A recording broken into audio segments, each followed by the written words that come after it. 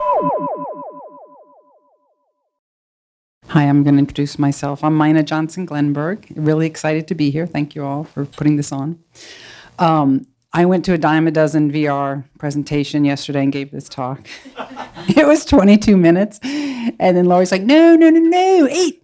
So I'm going to talk really fast. No, I got rid of some of the content. So, and I do have design guidelines in here because that's what I do. And I know y'all aren't creators, designers of VR, but you're going to be buying content and thinking about it. So maybe keep these in mind as you look at content and decide it's worth. Oh. So I wear 2 hats. I'm in the psychology department here at ASU and also run a spin-out company called Embodied Games. We run randomized controlled trials to assess the efficacy of educational games. So what does being embodied mean? Well, for me as a designer, it means that you're using the body as a controller. So we used to use OptiTrack cameras and the Kinect joint capturing technology. And so then we were super excited when the standalone VR stuff came out because now you can really use the body in a very easy manner. Decades of literature support that significant learning gains can be seen when you're active while learning. One of the reasons we think this might be is because the sensory motor signal is added. So if you're having the visual and the auditory and you're moving your body as well, that's going to enhance the learning signal. So how can we design body-based avatars into VR to optimize STEM education? So that's my little shtick. I care about STEM ed. We're using the Oculus Go now, and we'll get a Quest soon. So what we like about this, the CPU and GPU are smacked right on front of your face, and you don't have to be tethered to anything. It's got this hand control, so now we can see the avatar hand in the space. It's not room scale, as Cindy beautifully explained, but you know what? Classroom teachers don't want that. They don't want kids walking around. So I'm designing for these headsets to be in the back of a classroom, so we can have a station back there, and kids can cycle through. And they don't want them banging into things and getting hurt, so I think that's okay. The price is dropping, interest is rising. Really soon, teachers are going to say, where's the content? Where's the good content? We don't really have it yet. So my question for you is, should we just take all that great stuff that's done in 2D, because there are great multimedia 2D simulations, and should we plunk that into 3D VR? Oh, good. Everyone's shaking their heads. We should be careful about what does VR bring to the table? What are some of the special affordances of VR and then design for that, right? So Bailenson had these out a couple of years ago. It's really good for the impossible. It's really good for things that are super expensive. Flying your whole class to Machu Picchu would be hard. Things that are dangerous and things that are counterproductive. You wouldn't want to cut down a forest to teach about deforestation, right? Those are good. I mean, some stuff you can still do on a 2D monitor. I could teach you about deforestation and its problems. What I would add to that list is that you want to, especially for me, STEM ed person, what you want to do is create something where the third dimension is integral to the phenomenon, right? So if it really matters that it's 3D, let's build it in that, right? So this is something I pulled last night off a homework OpenStack, homework help site. And this kid is asking the question about, well, is this how much room an electromagnetic wave takes up? Is this the area of an electromagnetic wave? Which is so wrong. It's like, dude, those are vectors. But you can't get that in 2D. This is a lovely 2D graph. This is how people have learned for decades and decades. But now that we can do 3D, actually you can just take your phone now for AR and wave it over an object and see that those electromagnetic waves come off in 3D and they're infinite. Actually working on an app to do that right now. So also we want you to be agentic in VR. So use your avatar's body to manipulate content in the space, make things move around. So this first generation of VR in the classroom is sort of like pan and scan, like, okay, Google Expeditions, it's lovely, but you can't interact with the content. So now that we have the hand controllers, very excited about that. And also bring emotionality of presence into your learning. I don't do a lot with that, but I know it's important. So here's some of my favorite design guidelines.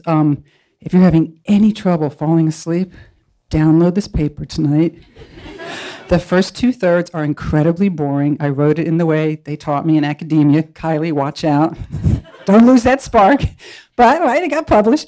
The final third's great because it's like all these design guidelines that I've learned over the decade that I've been building mixed reality and augmented reality content. So 18 guidelines. I'm a nice woman. I'm only going to present to you 9. So these are my favorite 9. Also, I have the Go headset. I have 2 headsets with me. So we're going to be in the Yavapai room after this, and I'm going to demo the Butterfly Natural Selection game. So please come and experience this.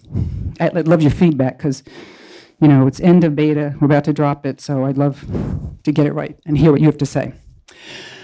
The 9 necessary guidelines. Use guided exploration. So we know if it's just free exploration and kids are in there messing around, touching stuff, it'll take forever to learn. They might not learn. They might come up with spurious hypotheses. So give them like a minute or 2 for free exploration, but then you need to guide it. And there's ways to do that I don't have time to talk about. Scaffold cognitive effort. So put the components in one at a time. When I'm teaching kids about Coulomb's law, I don't give them all 4 variables. I give them 1 variable at a time and make sure they understand each one. Give immediate actionable feedback and really low stakes errors in the beginning. I think we all sort of understand that. Playtest often. And guess what? Your developers don't count. Oh my God, we do that all the time in our lab. We're like, oh, did it make sense to you? Yeah, moving on. So wrong. My end user, they're like 4th through 9th graders, and they're really hard to get, so that's a pain. Like all the neighborhood kids have been contaminated now. I can't use them again because once you've been in the headset a while, you're no longer a new user, right? So you got to go out and find these middle school kids. It's difficult in Tempe to get into research here. But I just went to the Arizona Science Center 2 weekends ago for Girls in STEM, and I cycled 60 girls through those 2 headsets. So that was lovely, lots of feedback. And so you got to go find your pilot testers where you can. Built-in opportunities for reflection. This is something we don't do well yet in educational games, or at least I'm still learning how to do it right. Because I get game designers to come into my lab and they just want to do Twitch all the time, like fun, shoot things, like fun. Well, there's no guns in my games, but they just want to be active all the time. And you have to stop a little bit and reflect and think and let the knowledge percolate. So we have to do this a little bit better. And one of the fights I have with game developers too is like, is it okay to break immersion? Because if you're learning something, they're like, you can't stop immersion. I'm like, maybe you can. Maybe you can lift the headset off and take a pencil and write down a note. Or you can do this thing with dialogue. So have someone next to you the content's being mirrored on a cell phone. That's easy to do now, thank God. And they can see what's going on in the Oculus Go headset. And you can talk about what's happening with someone who's not immersed in the space. They can be guiding you, asking questions. What was the fancy term you used, Jason? Dialogic inquiry. Use the hand controls. Okay, so now I'm going to focus on 4 things with the hand controls. Use the hand controls to be active with body-based learning. Integrate the gestures so that they map to the content being learned. So if I have, and I actually do have a game where I'm teaching you mechanical advantage of gears, should I take the controller and pull the trigger to make the gear turn? No, what should I do? Yeah, you want to spin it around. There's the velocity, there's the diameter. Like there's so much you can do with your body to learn about this content. So map that well, be creative with that. Use gestures that are agentic and promote learning. I talked a little bit about the sensory motor signal already. Also, the gestures help you with simulator sickness. Integrate gestures as a form of assessment, both during play and afterwards. So I'll show you an example of how we're using gesture for assessment. This is a picture of the natural selection game, Catch the Mimic. Kids are learning about Batesian mimicry. You have a point of view of a human zookeeper catching butterflies.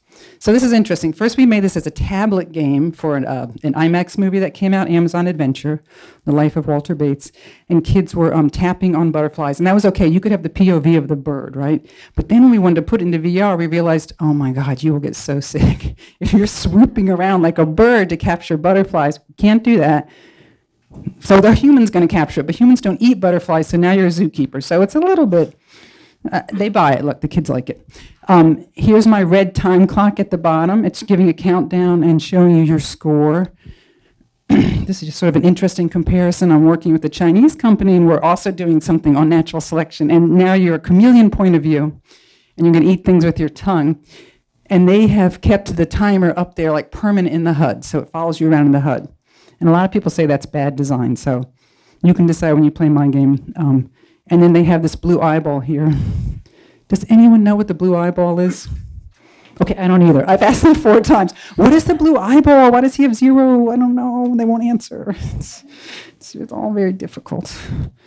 So in our game, we have 6 levels that increase in difficulty. It's like pattern matching. So the non-poisonous butterflies are morphing to resemble the poisonous ones over time. And so you capture it, and then you're getting feedback here immediately. Okay, green heart, positive, got the butterfly. Red skull, got the wrong butterfly, immediate feedback. Like, what's an immediate problem you guys see with this? Oh, I pulled in that poor kid who was colorblind from the neighborhood. He's like, this makes no sense to me. So yeah, we thought about it when we made the butterflies to not use red and green, but we also have to think about that for feedback because color can't be one of your most salient feedback things. We give them feedback at the end of each level and cumulatively at the end of all 6 levels. And then as we're giving them kind of their information here, like here's you got 24 out of 20 good ones, here's the bad ones, and then you can't move forward for 3 seconds. So I'm trying to make it so they have to reflect, right? Like there's a pause in there. So we know that population dynamics can be difficult. Sometimes adults get this question wrong. We spent like 2 weeks getting this question appropriate for 5th graders. And I try to write at a Flesch-Kincaid reading scale of 4th to 5th grade for all my stuff. And also not use a lot of words in there. It's not fun to read words in a headset, as you know. So the question is, move the handles on the bars to show your best guess what are the chances of survival for each butterfly species. And so then you take the controller and you're moving it up and down. So you're interacting with this bar chart with a gesture that's meaningful. Up is generally good in our culture. Up is more, rather, and down is less in our culture. And then we give them feedback if they get it right or wrong. They can submit 4 times. If they haven't gotten it right on the 4th time, we let them go forward. And just finally, you probably want to hear research and hard numbers and p-values, I know you do, on what's going on with education in these sorts of immersive 3D headsets, and that's just not out there yet, but it's going to come. There will be a wave of that. We are starting next week an RCT, a randomized controlled trial, looking at immersion versus interactivity, and I hope to have those numbers next time I see you guys. And please do come to the Java Pi room and play the game. Thank you.